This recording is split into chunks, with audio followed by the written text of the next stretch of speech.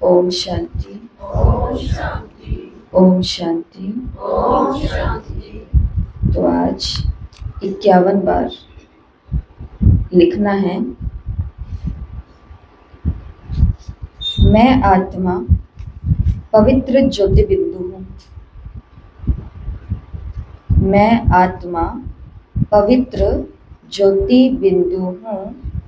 शिव बाबा मेरा पिता है। मैं आत्मा पवित्र ज्योति बिंदु हूँ। शिव बाबा मेरा पिता है। 51 बार सभी को लिखना है। और आज की मुरली में से आपको होमवर्क लास्ट में बताएंगे। 5 प्रश्न हैं जिनके उत्तर आपको लिखने हैं, जो मुरली के अंदर ही हैं। तो पहले सुनेंगे मुरली। 12 सितंबर 2025। बाबा ने कहा, मीठे बच्चे, जी बाबा। तुम्हारी पढ़ाई का सारा मदार योग पर है। पढ़ाई का सारा मदार योग पर है। योग से ही आत्मा पवित्र बनती, विकर्म विनाश होते हैं। प्रश्न, कई बच्चे बाप का बनकर फिर हाथ छोड़ देते। कई बच्चे बाप का बनकर फिर हाथ छोड़ देते। कारण क्या होता है? क्या कारण होता है बाबा का बनकर बाबा का हाथ छोड़ देने का?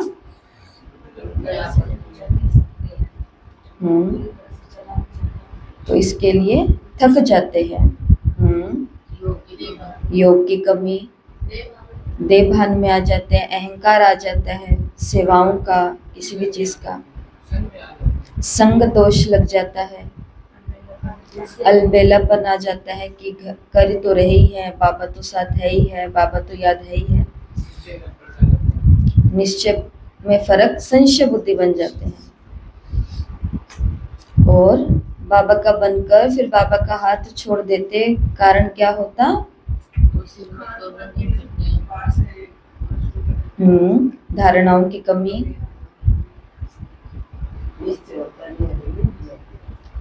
रूठ जाते हैं, ऊब जाते हैं। ठीक है, तो उत्तर में बाबा ने आज कहा कि बाप को पूरी रीति ना पहचानने के कारण, पूरा निश्चय बुद्धि ना होने के कारण 8-10 वर्ष के बाद भी बाप को फारगती दे देते। पूरी पहचान ना होने के कारण, पूरा निश्चय बुद्धि ना होने के कारण 8-10 वर्ष बाद भी बाप को फारगती दे देते, हाथ छोड़ देते, पद भ्रष्ट हो जाता। यह है पहला कारण। दूसरा जो बाबा ने बताया, क्रिमिनल आई होने से माया की ग्रहचारी बैठ जाती, अवस्था नीचे ऊपर होती रहती, तो भी पढ़ाई को फिर छोड़ देते। ओम शांति। सभी बोलेंगे ओम शांति। ओम शांति। रूहानी बच्चों प्रति रूहानी बाप समझा रहे हैं, सभी समझते हो कि हम सब रूहानी बेहद के बाप के बच्चे हैं। इनको बाप दादा कहा जाता है। जैसे तुम रूहानी बच्चे हो, वैसे ये ब्रह्मा भी रूहानी बच्चा है शिव बाबा का।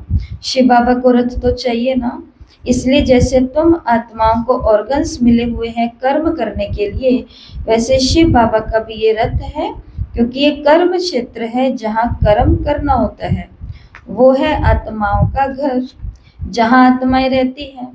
आत्मा ने जाना कि हमारा घर शांति धाम है, वहाँ ये खेल नहीं है, बत्तियां आदि कुछ नहीं है, सिर्फ आत्माएं रहती हैं। यहाँ आती है पाठ बजाने। तो यहाँ पर स्टेज है, ये भूमि, ये पृथ्वी, ये क्या है? स्टेज है। और यहाँ की बत्तियां कौन है? सूर्य, चांद और सितारे। Light, camera, action. ऐसे ही होता है ना। एक्टिंग शुरू होने से पहले क्या डायरेक्शन मिलता है? Light, camera, action. तो हम सभी रात को सो रहे होते हैं, क्योंकि 0 वाट का बल्ब जल रहा होता है ना, लाइट कम होती है चंद्रमा की, सितारों की। और जैसे ही लाइट होती है, सूरज निकलता है, लाइट, कैमरा, आंखें खुल जाती है और हम सभी एक्शन करना स्टार्ट कर देते हैं। ब्रश करना, नहाना, सफाई करना, पढ़ाई की तैयारी करना, तैयार होना, सारे के सारे एक्शन में आ जाते हैं जो अभी मृत अवस्था में पड़े हुए थे। वो कहाँ पर, अब वो क्या कर रहे हैं, चहल पहल कर रहे हैं, क्योंकि यहाँ पर लाइट है। तो बाबा ने कहा ये बत्तियां कहाँ हैं, जहाँ पर नाटक चल रहा है, जहाँ पर पाठ है। बाकी जो आत्माओं का घर है, जहाँ पे सिर्फ आत्मा रहती है, शांति धाम में, वहाँ पर ये खेल नहीं होता है, बत्तियां आदि कुछ नहीं होती है। तो तुम्हारी बुद्धि में है ये बेहद का ड्रामा है। जो एक्टर्स हैं उन्हों की एक्ट शुरू से अंत तक तुम बच्चे नंबरवार पुरुषार्थ अनुसार जानते हो। यहाँ कोई साधु संत आदि नहीं समझाते, यहाँ हम बच्चे बेहद के बाप के पास बैठे हैं। अब हमको वापस जाना है, पवित्र तो जरूर बनना है आत्मा को। ऐसे नहीं कि शरीर भी यहाँ पवित्र बनना है, नहीं, आत्मा पवित्र बनती है। शरीर तो पवित्र तब बने जब 5 तत्व भी सतो प्रधान हो। अब तुम्हारी आत्मा पुरुषार्थ कर रही है, पावन बन रही है। वहाँ आत्मा और शरीर दोनों पावन होते हैं, यहाँ नहीं हो सकते। आत्मा पवित्र बन जाती है तो भी पुराना शरीर, तो फिर पुराना शरीर छोड़ती है, फिर नए तत्वों से बना नया शरीर लेते हैं। तो तुम जानते हो हमारी आत्मा बेहद के बाप को याद करती है या नहीं करती? पहला प्रश्न, तुम्हारी आत्मा, माना अपने आप से प्रश्न पूछना है कि हमारी आत्मा बेहद के बाप को याद करती है या नहीं करती। ये तो हर एक को अपने से पूछना है। पढ़ाई का सारा मदार योग पर है। पढ़ाई तो सहज समझ गए कि चक्कर कैसे फिरता है। अब मुख्य है याद की यात्रा। बाबा ने कहा ज्ञान सुन लिया, ज्ञान सुना दिया, सब कुछ हो गया। मुरली भी पढ़ ली, मुरली भी सुना दी, किताब भी पढ़ ली, किताब भी सुना दी, क्लास भी करा दी, क्लास सुना भी दी, सुन भी ली, सब कुछ कर लिया। लेकिन बाबा ने कहा सारा का सारा इस ज्ञान का मदार किसके ऊपर है? योग। योग कैसा है? तो बाबा ने कहा ये अंदर गुप्त है, देखने में थोड़े आता है। बाबा नहीं कह सकते कि ये बहुत याद करते हैं या कम। हाँ, ज्ञान के लिए बता सकेंगे कि ये ज्ञान में बहुत तीखा है। याद तो कुछ देखने में नहीं आता है। हमारा योग कैसा है, ये कब देखने में आता है? जब परिस्थिति आती है, जब ये निश्चय टूटने की बारी आती है, हाथ छोड़ने की वेला आती है, कुछ ऐसी घटनाएं घटती है जहाँ पर हम कुछ भी कर सकते हैं इस यज्ञ के अंदर, तो वहां पर मालूम पड़ता है कि हमारा योग कैसा है। बाकी बाबा ने कहा योग कोई देखने वाली चीज नहीं है। ज्ञान तो मुख से बोला जाता है, याद तो है ए जपा जाप। जाप अक्षर भक्ति मार्ग का है। जाप माना कोई का नाम जपना। यहाँ तो आत्मा को अपने बाप को याद करना है। तुम जानते हो हम बाप को याद करते करते पवित्र बनते बनते मुक्ति धाम शांति धाम में जाकर के पहुंचेंगे। ऐसे नहीं कि ड्रामा से मुक्त हो जाएंगे। मुक्ति का अक्षर दुख से मुक्त हो, शांति धाम जाए, फिर सुख धाम में आएंगे। पवित्र जो बनते हैं वो सुख भोगते हैं। अपवित्र मनुष्य उन्हों की खिदमत करते हैं, सेवा करते हैं। पवित्र की महिमा होती है, मेहनत इसी में है। आंखें बड़ा धोखा देती है, गिर पड़ते हैं। नीचे ऊपर तो सबको होना पड़ता है। ग्रहचारी सबको लगती है। भल बाबा कहते हैं पर बच्चे भी समझा सकते हैं। फिर कहते हैं माता गुरु चाहिए, क्योंकि अब माता गुरु का सिस्टम चलता है। आगे पिताओं का था, अभी पहले कलश माताओं को मिलता है। माताएं मेजॉरिटी में है। कुमारियां राखी बांधती है पवित्रता के लिए। भगवान कहते हैं काम महाशत्रु है, इस पर जीत पहनो। रक्षा बंधन पवित्रता की निशानी है, वो लोग राखी बांधते हैं लेकिन पवित्र तो बनते नहीं। वो सब है आर्टिफिशियल राखी, कोई पावन बनाने वाले नहीं। इसमें तो ज्ञान चाहिए। बाबा ने कहा कन्या वहां पर भी होती है, और वो राखी बांधती है और अपनी खर्ची और अपना गिफ्ट ले लेती है बस। और यहाँ पर वो है आर्टिफिशियल, पावन नहीं बनाते। यहाँ पर बाबा ने कहा तुमको राखी बांधनी है तो फिर ये रक्षा की प्रतिज्ञा भी करानी है, और इसमें ज्ञान चाहिए। अभी तुम राखी बांधते हो, अर्थ भी समझाते हो, ये प्रतिज्ञा कराते हैं। जैसे सिख लोगों को कंगन निशानी होती है, परंतु पवित्र तो बनते नहीं।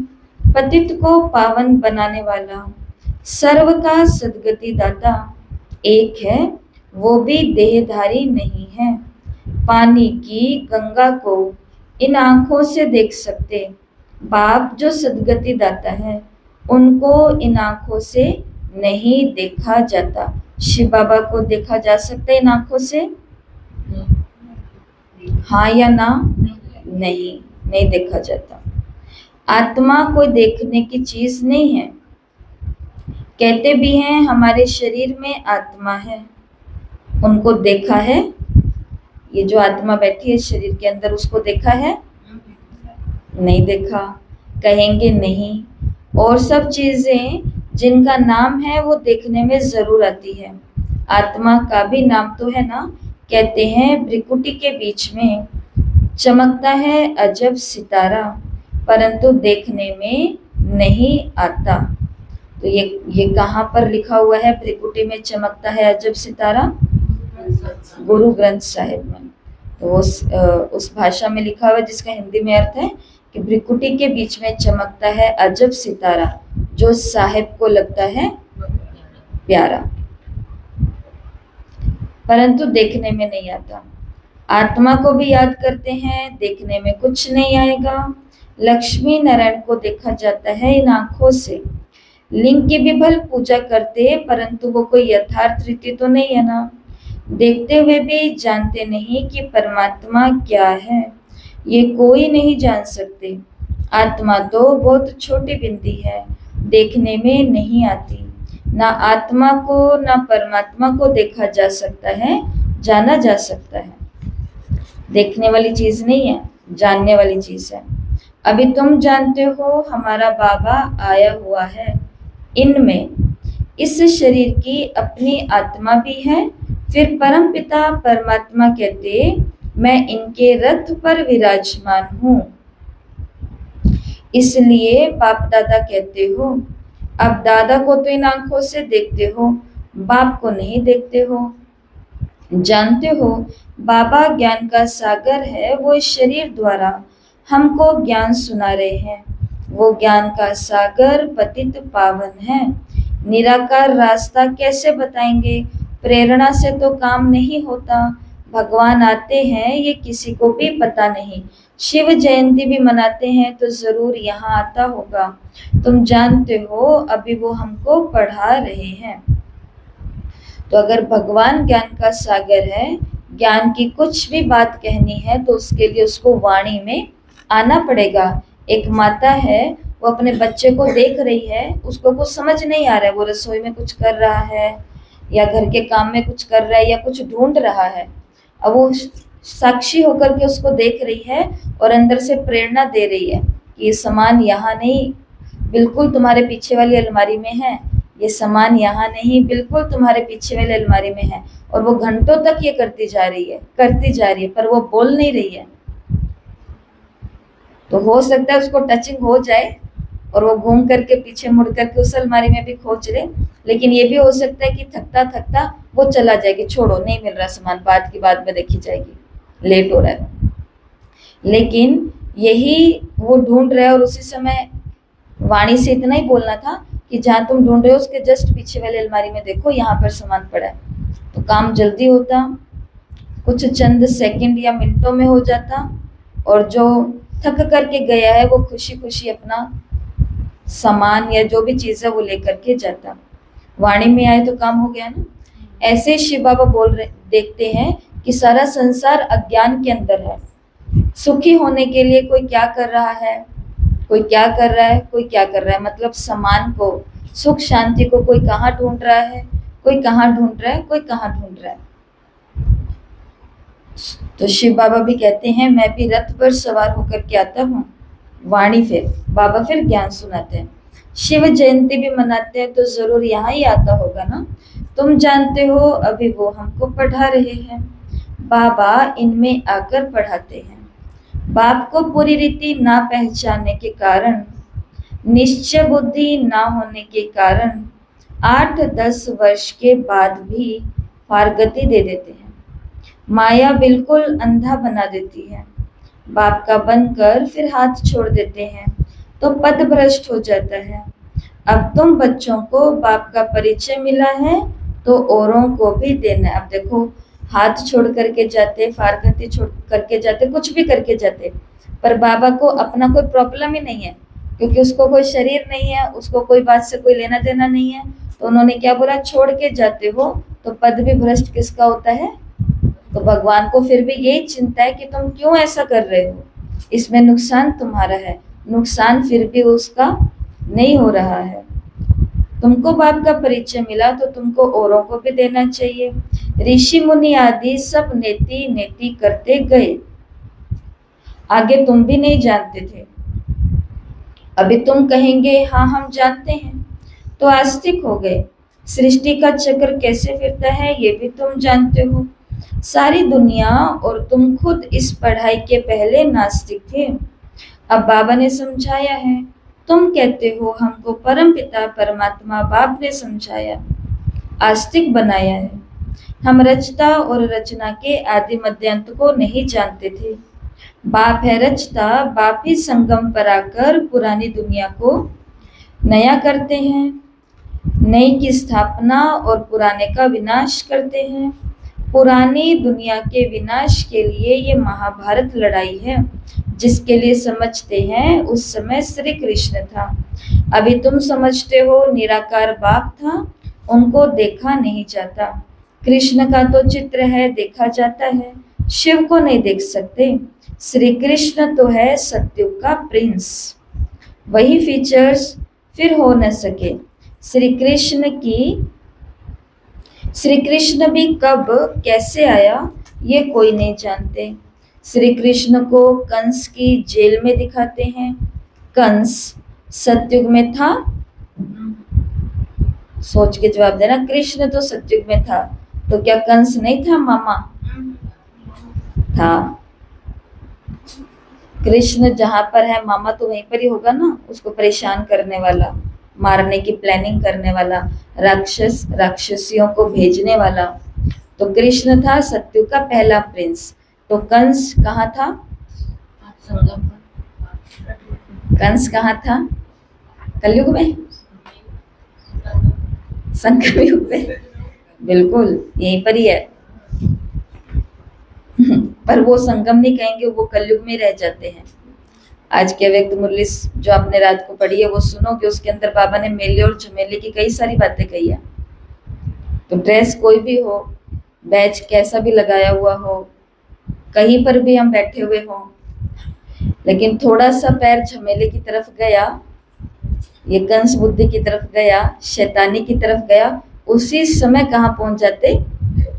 कलयुग में पहुंच जाते। और जैसे ही झमेले से बाहर निकल करके फिर मेले में आ जाते, बाबा बाबा बाबा बाबा, उस समय ही संगम पर होते हैं। तो ये भी चेकिंग करने के पूरे दिन में पांव कितनी बारी हमारे डगमग होते हैं कभी कलयुग में, कभी संगम पर, कभी मेले में, कभी झमेले में। होता है कि नहीं होता? होता है। तो झमेले मुरली में बाबा ने कहा अनेक है और मेला सिर्फ एक है। तो अनेक में मजा आएगा कि या एक में? अनेक में तो कंफ्यूजन होती है। तो ये कंस, जरासंधी, पूतना, सुर्पनखा और अक्कासुर, बक्कासुर, ये जितने भी, रक्त बीज, काल भैरव, ये सब के सब कहाँ पर हैं? हमारी स्थिति है। जैसे ही मेले से बाहर निकले, झमेले में गए, या तो अक जाएंगे, क्या ये रोज एक एक पढ़ाई, कुछ नयापन हो ही नहीं रहा है। नयापन तो तब होगा जब हम सेवाओं के फील्ड में आएंगे, वहां पर देखो सब कुछ ही नया नया होता है। मुरली को अब जैसे आप अभी सुन रहे हो, पढ़ रहे हो, तो मुरली को वैसे नहीं सुनना, वैसे नहीं पढ़ना जैसे मुरली चल रही है। इसी मुरली को पढ़ने सुनने के लिए स्थान को बदल लो। कभी मधुबन के हिस्ट्री हॉल में बैठ करके बार बार बीच बीच में याद करो, मैं तो वहां बैठ करके मुरली सुन रही हूँ, बाबा के आगे मैं बैठी हुई हूँ। कभी घर में, सूक्ष्म वतन में, फिर अपने सेवा केंद्रों में, ऐसे ऐसे करके होना चाहिए। तो नहीं तो फिर बोरिंग हो जाएंगे, तो कभी अकासुर बन जाएंगे, कभी बकासुर बन जाएंगे। तो कंस सत्युग में था क्या? बाबा ने कहा ये हो कैसे सकता है? कंस किसको मारता था? जो बच्चे बेबी पैदा हुए हैं तो उनको मारता था ना। तो बाबा ने कहा क्या वो सत्युग में हो सकता है? नहीं हो सकता। दूसरा, क्या सत्युग में ऐसा कोई हो सकता है जिसको 7, 8, 10 बच्चे पैदा हो रहे हों? ऐसा भी नहीं होगा। तो कंस सत्युग में था क्या? बाबा ने कहा ये कैसा हो सकता है? कंस असुर को कहा जाता है। और सत्युग और त्रेता युग वो दुनिया है जहाँ राम के पास रावण नहीं होगा, कृष्ण के पास कोई भी प्रकार का कंस नहीं होगा। अगर कृष्ण के पास कंस होता, राम जी के पास रावण होता, तो हम कलयुग वाले तो प्राणी बहुत ही ज्यादा अच्छे हैं। हमारे पास कौन है? कोई ऐसा रावण और कोई ऐसा कंस है? ऐसे वाला तो कोई नहीं। मन किया तो अब तो इतनी सहूलियत हो गई है, मन किया तो वहां गए, नहीं मन किया तो नहीं गए, अपने अपने घरों में, कोठरियों में, बस झोपड़ियों में बैठे रहो। कौन किसको पूछने वाला, कौन क्या करने वाला है? तो ऐसा तो नहीं, वो असुर की दुनिया नहीं है। कंस असुर को कहा जाता है। और कंस को भी क्या दिखाया है? मामा, अर्थात कैसा रिश्ता? माँ से भी ज्यादा जिसमें 2 माँ है, इतना क्लोज वाला रिश्ता, बहुत ज्यादा विश्वासी जो रिश्ता होता है। तो कलयुग के अंत समय की निशानी बताई हुई, जो भी आप न्यूज सुन रहे हो या अपने घरों के भी हालात हम सभी देखते हैं, कौन से बच्चे को किसके भरोसे पर, कहाँ पर। क्योंकि रिश्ते बुरे नहीं होते हैं, पर मनोवृत्ति का पता नहीं कि हिसाब किताब कब आत्मा का बाहर आ जाए। जैसे डॉक्टर्स के लिए बोलते हैं ना, वो डॉक्टरों की कॉन्फ्रेंस थी तो उसके अंदर ऐसे बोल रहे थे कि जो भी डॉक्टर बैठे थे तो कहते कि आप डॉक्टरों का हिसाब किताब ज्यादा है। वो कहते किससे? कहते ये जो भीड़ आपके पास आती है सबसे ज्यादा आप ही लोगों ने लोगों को बीमार किया कोई ना कोई कारण से, इसलिए सारे के सारे ठीक होने के लिए किसके पास आ रहे हैं? आप ही के पास आ रहे हैं। बीके डॉक्टर्स वो अपना बता रहे थे। तो ऐसे बाबा ने बोला ये रिश्ते, तो बात सारी मनोवृत्ति की होती है। तो रावण अंदर तक आ चुका है ना, इसलिए बाबा ने कहा। तो कंस तो असुर को कहा जाता है। इस समय सारी दुनिया आसुरी संप्रदाय है। इसलिए कौन सा मंत्र सभी माताओं बहनों को याद रखना है? माताओं बहनों को कौन सा मंत्र याद रखना है? मैं शिव शक्ति हूँ। छोटी से लेकर के बड़ी तक को ये बात समझ में आ जानी चाहिए, सिखा देनी चाहिए। साल में एक राखी का त्योहार आता है। इस एक राखी के त्योहार पर एक फैमिली अपनों से मिलती है। साल में सिर्फ एक ही बारी बस। तो जब भी वो आती है तो उस घर के अंदर छोटी सी इतनी सी कन्या, वो अब धीरे धीरे बड़ी हो रही है, तो वो एक ही बात बोलती है। मैं पूछती हूँ कि भाई तुम मेडिटेशन करते हो क्या? तो बोलती है कि दीदी मैं रोज घर से कहाँ भी जाऊंगी, कहाँ का मतलब कहाँ भी, तो मैं सबसे पहले ये बोलूंगी कि मैं शिव शक्ति हूँ, मैं शिव शक्ति हूँ। मैंने कहा अच्छा कहीं पर भी? कहते कहीं पर भी। अब वो ऐसा परिवार है जहाँ पर कोई भी ज्ञान में नहीं चलता। उन्होंने पूरा क्या, उन्होंने थोड़ा सा भी कोर्स नहीं किया, कुछ भी नहीं है, सिर्फ बस स्नेह संपर्क संबंध वाले लोग हैं। तो बस वो भावना है कि राखी पर पहुंचना है, करना है। लेकिन कब की ये बात बताइए, मैं शिव शक्ति हूँ और राखी से बहुत प्यार है। शिव बाबा की ये राखी, कहते मेरी ये राखी इतनी जल्दी टूट क्यों जाती है, रहनी चाहिए।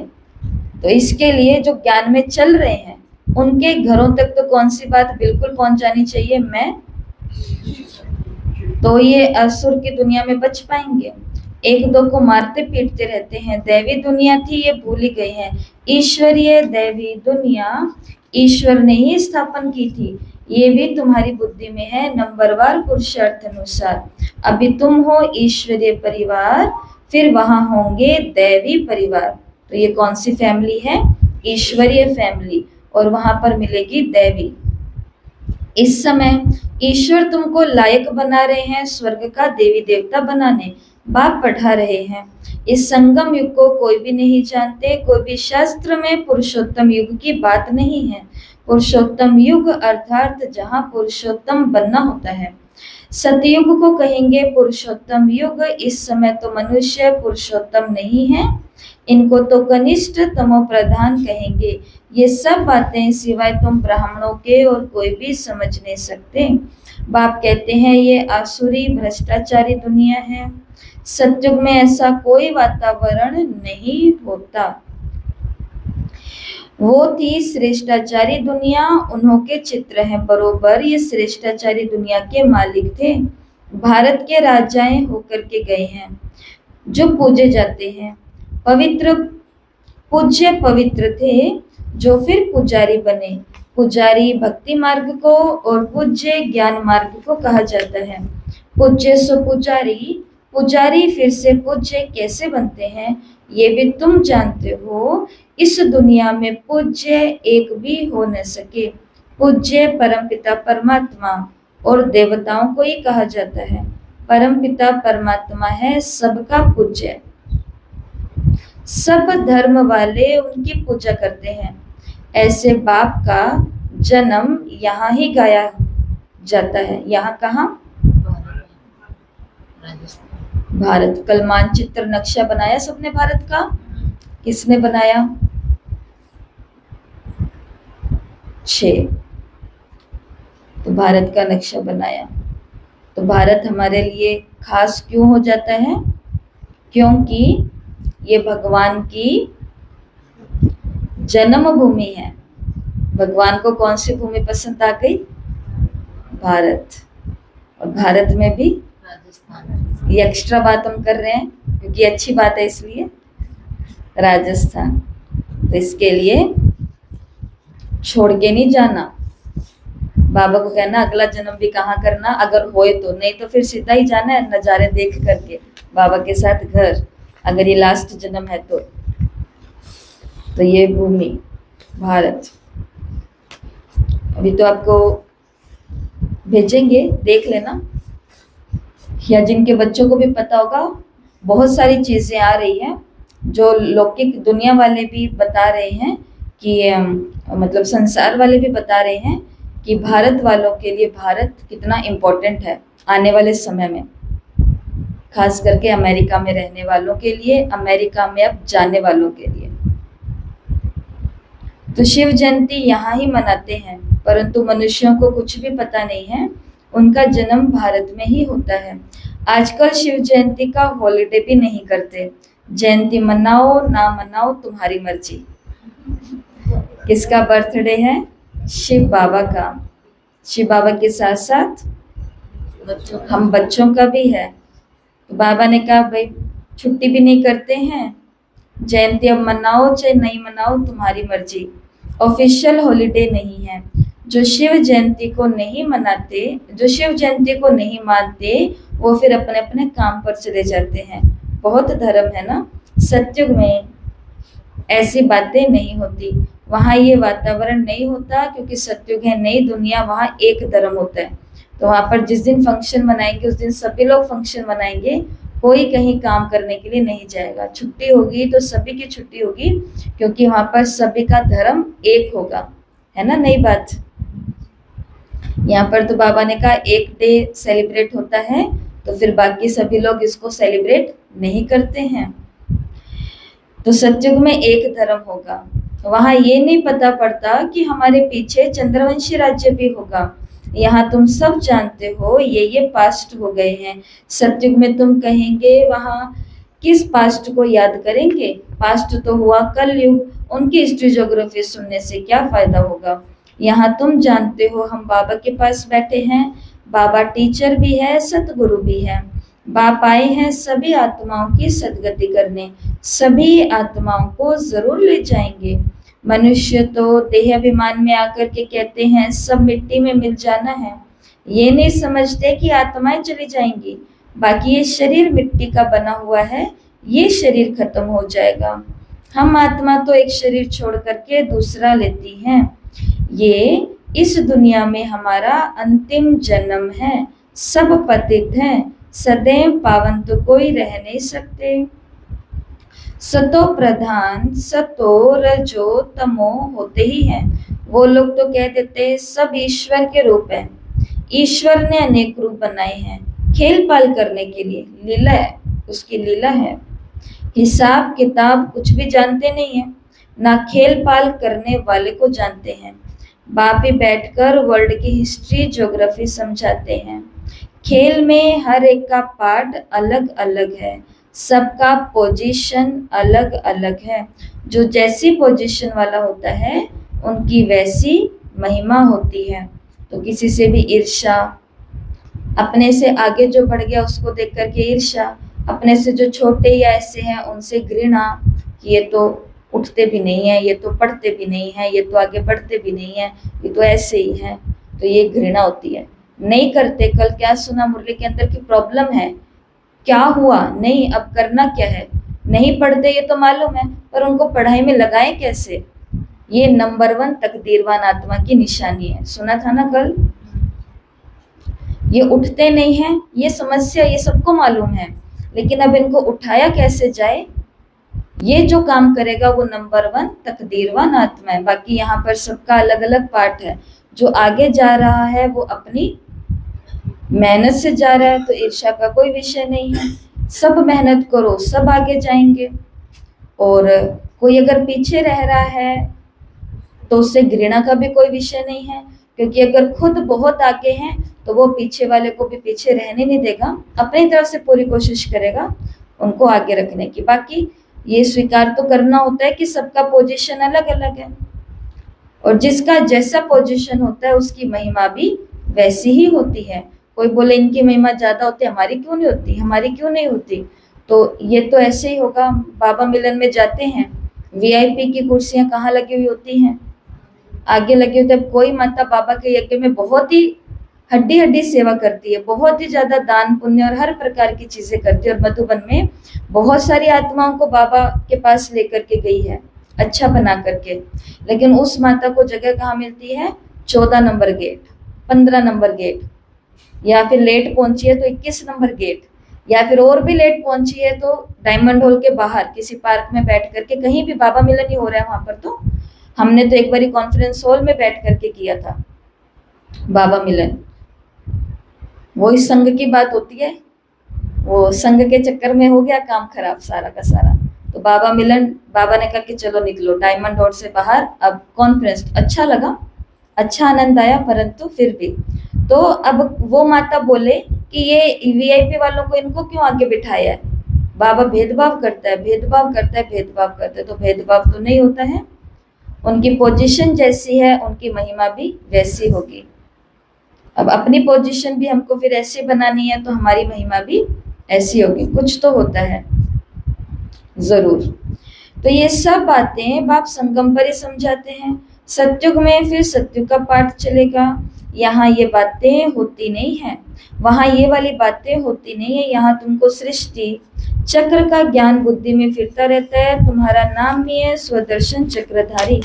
लक्ष्मी नारायण को थोड़ी स्वदर्शन चक्र दिया गया है, ये तो है ही यहाँ के मूल वतन में सिर्फ आत्माएं रहती हैं, सूक्ष्म वतन में कुछ नहीं। मनुष्य, जानवर, पशु, पक्षी सब यहाँ होते हैं। सत्युग में मोर आदि दिखाते हैं, ऐसे नहीं। देखो बाबा ने एनवायरमेंट की भी बात सोची है कि ऐसे नहीं कि वहाँ मोर के पंख निकाल पहने मोर को थोड़े ही दुख देंगे। हमने एक वीडियो देखा कि एक मोर का एक्सीडेंट हो गया था, कोई जा रहा था राह से और गाड़ी के द्वारा उसका एक्सीडेंट हो गया, और वहां पर मोर एकदम खत्म, खून खून। लेकिन कुछ लोग, कुछ हैं तो वो तो वीडियो बना रहे हैं, और कुछ हैं जो आए और फटाफट से आए, 2-3 भाई, 2-3 लड़के, और वो आए और मोर के पंख निकाल करके भाग गए।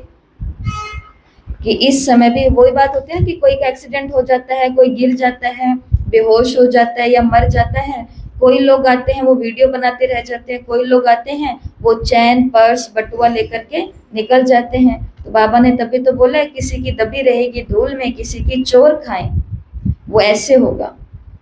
इसलिए अपने हाथ से जितना हो सके कर दिया जाए उतना ही अच्छा है। और तो बाबा ने कहा यहाँ पर तो मोर को दुख देते हैं, मोर का पंख निकाल लेते हैं, सत्य के जो मोर होंगे उनके पंख नहीं निकालते हैं। ऐसे भी नहीं कि मोर का गिरा हुआ पंख कोई ताज में लगाएंगे, नहीं, ताज में भी झूठी निशानी दे दी है। वहां सब खूबसूरत चीजें ही होती है, गंदी कोई चीज का नाम निशान नहीं। ऐसी कोई चीज नहीं होती जिसको देख करके घृणा आए। यहाँ तो घृणा आती है ना, वहां जानवरों को भी दुख नहीं होता है। सत्य कितना फर्स्ट क्लास होगा, नाम ही है स्वर्ग, हेवन, नई दुनिया। यहाँ तो पुरानी दुनिया को देखो, बरसात के कारण मकान गिरते रहते हैं, मनुष्य मर जाते हैं, अर्थक्वेक होगी तो सब दर बदर मर जाएंगे। सतयुग में बहुत थोड़े होंगे और फिर बाद में वृद्धि को पाएंगे। पहले सूर्यवंशी होंगे, जब दुनिया 25% पुरानी होगी तो चंद्रवंशी होंगे। अब जो हुआ इधर सब सामान पाकिस्तान की तरफ चला गया, पशु और ये सब, और कितना जान माल का सबका नुकसान हुआ, मर गए, बहुत कुछ हुआ। अब कुछ हैं जो मदद करने के लिए पहुंच गए, कुछ हैं जो सिर्फ टेंशन लेते लेते रह गए कि अरे वहां तो ये हो गया, अब क्या होगा, हे भगवान ऐसा क्यों हो रहा है। और कुछ बाबा के चुनिंदा बच्चे होंगे जो बैठ करके सुबह शाम उधर योग का दान भी कर रहे होंगे, कि जो गए, क्योंकि ये तो होना ही है, जो वहां हुआ है क्या यहाँ नहीं होगा। कौन सा इलाका छूटेगा, कुछ नहीं छूटेगा। विनाश के अंदर धरती भी फटेगी, आसमान भी फटेंगे, पानी भी आएगा, सब कुछ आएगा। लेकिन जिसको प्रैक्टिस है योग का दान करने की, योग की स्थिति में रहने की, वो अब भी बचेंगे और वो तब भी बचेंगे। दुआएं भी तो इकट्ठी होती हैं। तो इसके लिए बाबा ने कहा सतयुग 1250 वर्ष है और फिर 100% नई दुनिया। और सतयुग है 100% नई दुनिया, 25% पुरानी दुनिया चंद्रवंशी, माना त्रेता युग, जहाँ देवी देवता राज्य करते हैं। तुम्हारे में भी बहुत इन बातों को भूल जाते हैं। राजधानी स्थापन होती है ना, हार्ट फेल नहीं होना है। हार्ट फेल का मतलब चलते चलते दिल शिकस्त हो जाते हैं। एक वो हार्ट फेल होता है, वो वाला नहीं, ये वाला हार्ट फेल कि चलते चलते मेरा तो मन नहीं करता, मेरा तो दिल नहीं करता, बाबा तो कुछ ठीक करता ही नहीं है। ये नहीं दिख रहा कि जब से आए हैं कितना तो उसने सुना है, वो सुनने वाली लिस्ट निकालें, हर बात में बाबा को आगे कर देते हैं। और जब लड्डू खाने की बारी आती है तो बाबा याद ही नहीं आता कि बाबा को भी लड्डू खिलाने हैं। अर्थात बाबा के साथ भी एक खुशी का पल सेलिब्रेट करना है। फिर कहते हैं भाई हमारा त्याग था, हमें तो मिलना ही था, योग ही मैंने किया था, ये मैंने किया था। वही वाली बात है कि एक भाई, वो खेत है उसका, और कहते हैं कि अरे देखो भाई तुम कहाँ से कहाँ तक पहुंच गए, क्या था ये खेल, जड़ी बंजर भूमि थी और तुमने तो कितनी मेहनत की। वो कहते हैं हाँ तो बिल्कुल सही बात है, रात दिन मैंने एक कर दिया है इस भूमि की पैदाइश के लिए, मैंने ये किया, ऐसे बीज लाया, ऐसे इकट्ठा किया, ये सब कुछ उसने बताया। वो सबको बताता मैं, तुम भी करो ना ऐसी मेहनत, तुम भी करो ना, देखो मेरा खेत देखो। तो खेत के अंदर ही विश्राम कर रहा था, चारपाई पे लेटा लेटा, पशु आए अंदर, एक दो गाय अंदर घुस गई और अंदर घुस करके सारे के सारे खेत की फसल को बर्बाद कर दिया। अब अपने सिर पे हाथ रख करके बैठा रो रहा है। लोग कह रहे अरे भाई रो क्यों रहे, क्या हो गया। कहते देखो भाई प्रभु ने क्या कर दिया। भगवान की भी समझ नहीं आती, दुख देना था तो मेरे को ही देना था क्या, इतनी मुश्किल से सब कुछ हुआ था, भगवान ये तूने क्या किया। तो जब गड़बड़ी हो गई तो किसने कर दी, बाबा सुनता नहीं है। और जब अच्छी अच्छी चीजें मिल रही होती हैं तब कहाँ होता है बाबा, कहाँ होती है दीदियाँ, कहाँ होता है सेंटर हमारा, भूल जाते हैं, सब कुछ भूल जाते हैं। तो इसके लिए क्या बाबा को ये दिखता नहीं है हमारी चतुराई। इसके लिए थोड़े दिन पहले, महीना पहले मुरली के अंदर आया था, बाबा को भोले बच्चे पसंद हैं, चतुर बच्चे पसंद नहीं है। अगर दुख में वो याद आ रहा है तो सुख में भी वो ही याद आना चाहिए, मेहनत में वो याद आ रहा है तो प्राप्ति में भी वो याद आना चाहिए। और दोष में तो वो बिल्कुल याद नहीं आना चाहिए, क्योंकि दोष सच में सारा किसका है? तो खुद सोया क्यों वो? उधर रास्ता या तो किसी को चौकीदार को रखना था, या कुछ करना था, या बीच में वो भूत जैसा कुछ लटकाना था कि पशु ना आते, कुछ तो होता। पर गेट बंद कर देना था, कुछ भी हो सकता था। लेकिन दोष मनुष्य खुद के ऊपर नहीं लेता, और हमारे यही संस्कार ज्ञान में भी चलते हैं। हार्ट फेल हमारी खुद की होती है, और ब्लेम गेम खेलना हम शुरू कर देते हैं। हमारा मन क्यों नहीं करता? उनके कारण। हम क्यों नहीं आते? उन घर वालों के कारण। हम क्यों नहीं पढ़ते? इनके कारण। हम क्यों नहीं योग लगता? इस शोर के कारण। हर चीज में दूसरों को ब्लेम ब्लेम ब्लेम दे रहे हैं। इसलिए अपने सीनियर्स को देखो, वो भी कई झमेलों के अंदर हैं, लेकिन वो अपनी पढ़ाई भी कर रहे हैं, अपना स्वाध्याय भी कर रहे हैं, सेवाएं भी कर रहे हैं, और ऐसा नहीं कि सो नहीं रहे हैं, विश्राम भी अच्छा कर रहे हैं, सब चीजें कर रहे हैं। तो मैनेजमेंट, इसके लिए हार्ट फेल नहीं होना है। नहीं होंगे ना? बताओ बाबा क्या के जो कहता है मैं कभी भी दिल शिकस्त नहीं होऊंगा, वो हाथ ऊपर करो। भाई अपने ऊपर तो भरोसा रखो कम से कम। बताओ, ऐसे मेरे को आशीर्वाद नहीं दिया करो। हाथ कैसे ऊपर करने हैं? मेरे को दिखाई तो दे कौन कौन है जो हार्ट फेल नहीं होंगे। राजकुमार भाई जी, ठीक है। बाबा ये सब कह रहे हैं। अब ये आपकी बात तो यहाँ पर भी चली गई है, रिकॉर्ड हो गई है यहाँ पर भी, कि ये वाली क्लास में ये लोग हार्ट फेल नहीं होंगे। नहीं होंगे तो हमेशा यस, ब्लॉकेज खुली हुई रहती है, रक्त अच्छे से फ्लो हो रहा होता है हार्ट के अंदर, तो फिर हार्ट फेल नहीं होते हैं। ये हमारा जो तला हुआ खाना पीना है, आलस अलबेलापन है, ये हमारी जो दिनचर्या है, रूटीन है, खान पान है, आहार है, यही धीरे धीरे करके अंदर ब्लॉकेज के रूप में बनती है, और वो फिर हार्ट फेल या अटैक लाने का करती है। वो कहीं पर भी हो सकता है, हार्ट की तरफ नहीं, कहीं की भी ब्लॉकेज हो सकती है, ब्रेन हेमरेज और ये सब चीजें होती है ना। ऐसे यहाँ पर भी तला फला खाएंगे करेंगे, अर्थात इधर उधर के ज्यादा रस लेंगे, इंटरेस्टिंग बातें सुनेंगे, तो फिर मजे लेते लेते औरों के मजे लेंगे, तो हमारे मजे लेने वाला भी तो कभी कोई आएगा। इसके लिए सबका अपना अपना पार्ट है। हार्ट फेल नहीं होना, यहाँ पुरुषार्थ की बात है।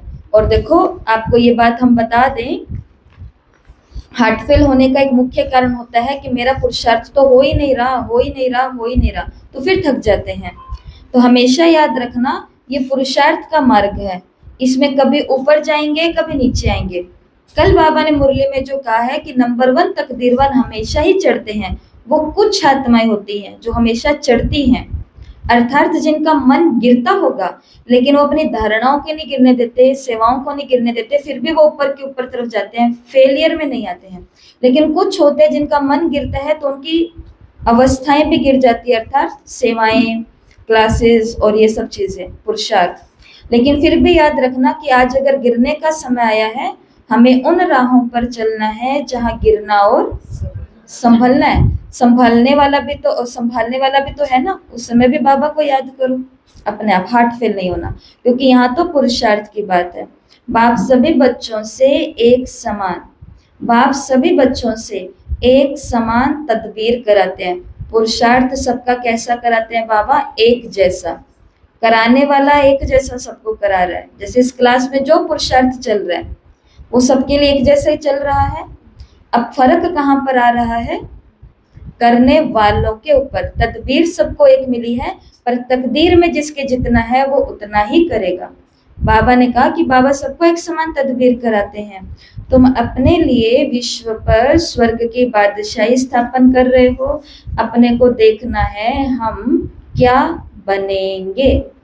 अच्छा, मीठे मीठे सिकिलत है बच्चों प्रति, माता पिता बाप दादा का याद प्यार और गुड मॉर्निंग। रूहानी बाप की रूहानी बच्चों को नमस्ते। हम रूहानी बच्चों की रूहानी माता पिता याद प्यार नमस्ते, गुड मॉर्निंग, ओम शांति। शुक्रिया बाबा, शुक्रिया, वाह बाबा वाह। धारणा के लिए मुख्य सार जिसके ऊपर आज हम सभी को पुरुषार्थ मेहनत करनी है वो है पहला, पुरुषोत्तम युग में स्वर्ग के देवी देवता बनने की पढ़ाई पढ़कर स्वयं को लायक बनाना है। पुरुषार्थ में हार्ट फेल अर्थात दिल शिकस्त नहीं होना है।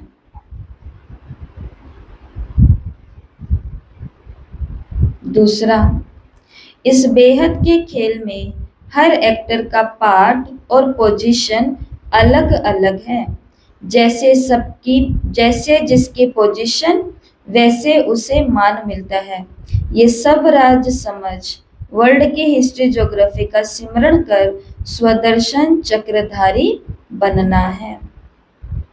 वरदान है, बाप की हर श्रीमत का पालन करने वाले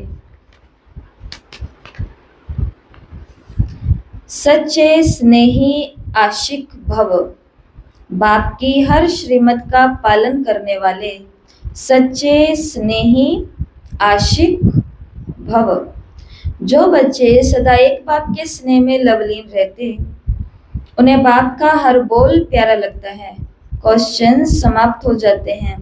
ब्राह्मण जन्म का फाउंडेशन स्नेह है। जो स्नेही आशिक आत्माएं हैं, उन्हें बाप की श्रीमत पालन करने में मुश्किल का अनुभव नहीं होता है। स्नेह के कारण सदा यही उमंग रहता है कि बाबा ने जो कहा वो मेरे प्रति कहा और मुझे ये करना है।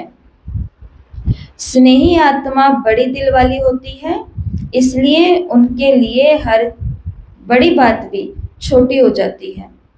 संसार की जो परिस्थितियां हैं उनके लिए छोटी हो जाती है क्योंकि उनकी दिल बहुत बड़ी है।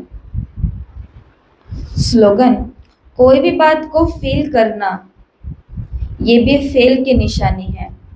कोई भी बात को फील करना ये फेल की निशानी है। तो कौन सी देवी नहीं बनना अपन को? फीलिंग देवी नहीं बनना है ना। ये भी एक प्रैक्टिस जो जारी रहनी चाहिए और हमें बाबा भी याद कराते रहते हैं बीच बीच में कि बातों को फील नहीं करना। फील कर लेते हैं तो फिर बाबा ने कहा क्या हो जाएंगे? फेल हो जाएंगे। फील करेंगे तो वो स्नेह वो चीजें कम कम होती जाती है ना, इसलिए।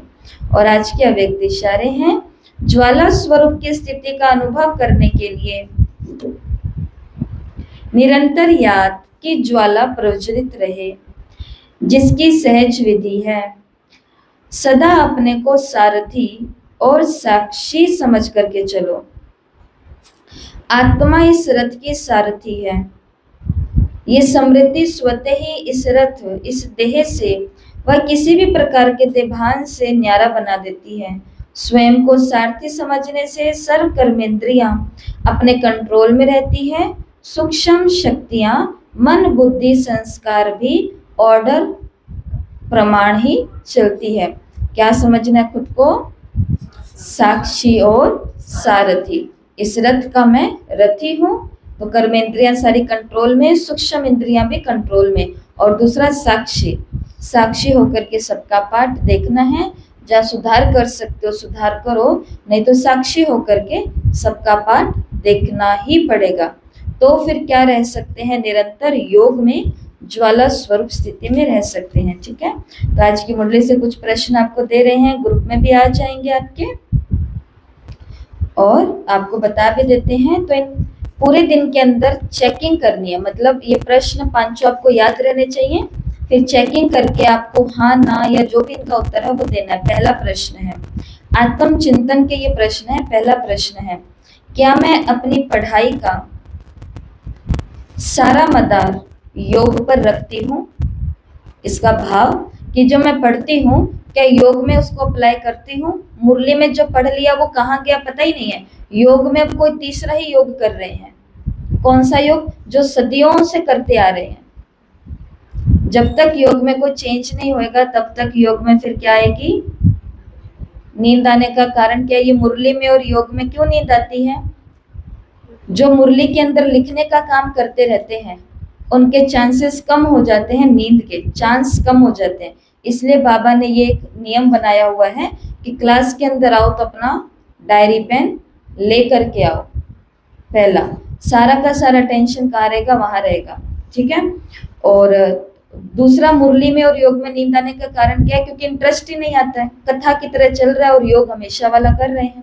तो पहला आत्मचिंतन का प्रश्न यही है कि मैं अपनी पढ़ाई का सारा मदार क्या योग पर रखती हूँ। इसका मतलब जो मैं पढ़ती हूँ क्या योग में उसकी कमेंट्री बना करके या जीवन में उसको अप्लाई करके चल रही हूँ।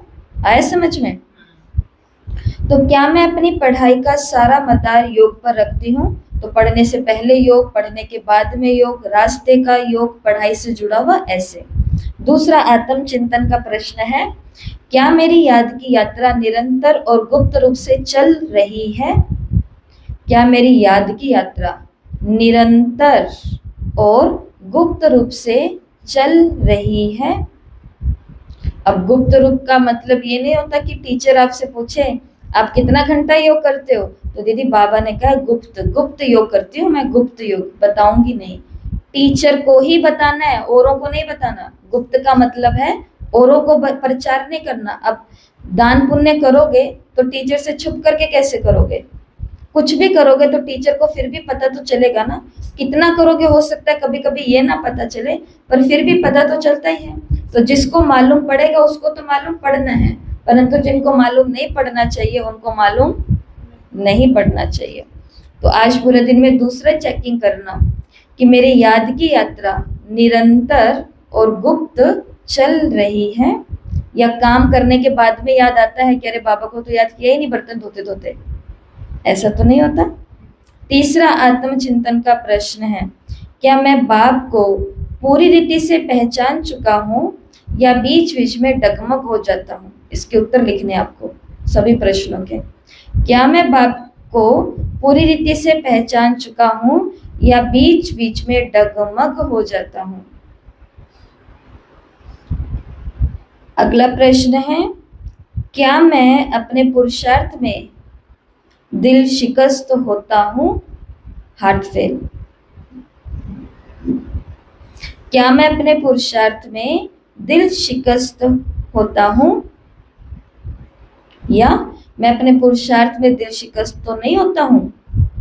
और लास्ट प्रश्न है, क्या मैं स्वयं को साक्षी और सारथी समझकर कर्म करता हूँ। क्या मैं स्वयं को सारथी और साक्षी समझकर कर्म करता हूँ। ये 5 आत्मचिंतन के प्रश्न हैं। आत्मचिंतन के प्रश्न हैं जो चिंतन करके आपको लिखने हैं और पूरा दिन आपको यूज करने हैं, ठीक है। ओम शांति। 2 मिनट बाबा को याद करके फिर ही सभी जाएंगे। अच्छा बुला लो।